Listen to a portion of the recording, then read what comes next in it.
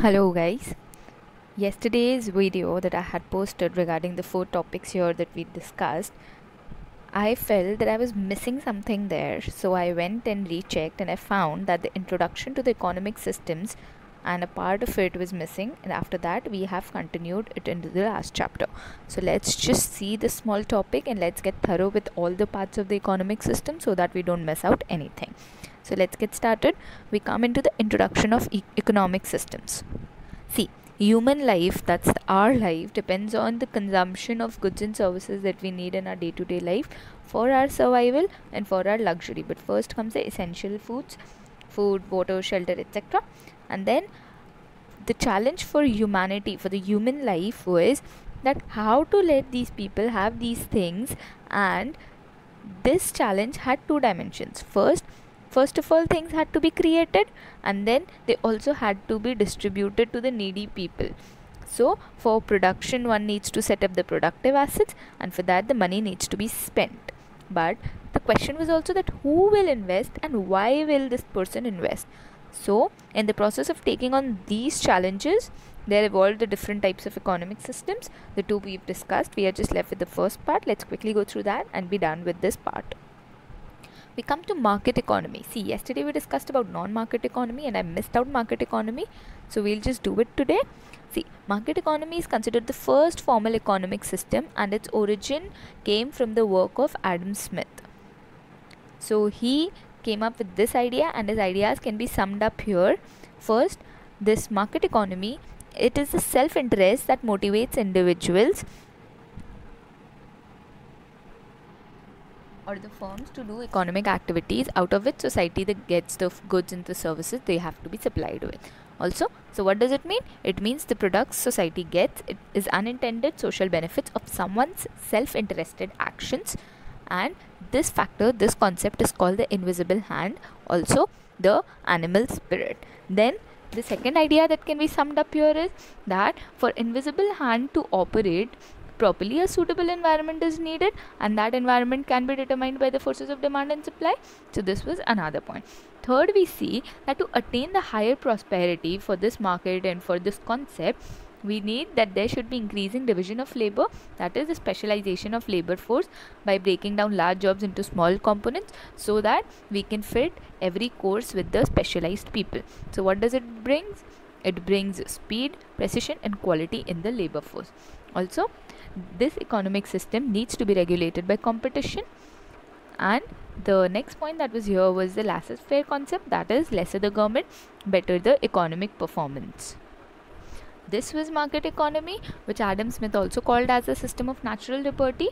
Also, these ideas were the drivers of two major economic systems, capitalism and free market economy.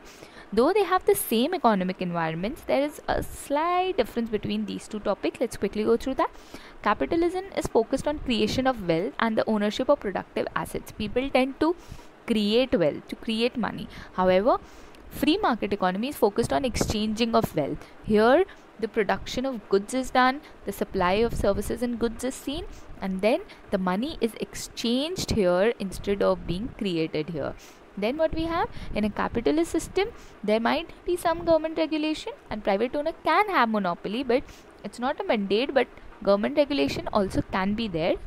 Also, the competition is prevented.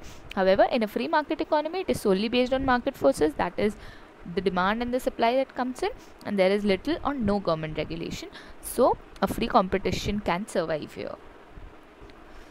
Also, before the Great Depression that happened in 1929, this was the economy that was followed, and this kind of had high prosperity and it operated well before the Great Depression.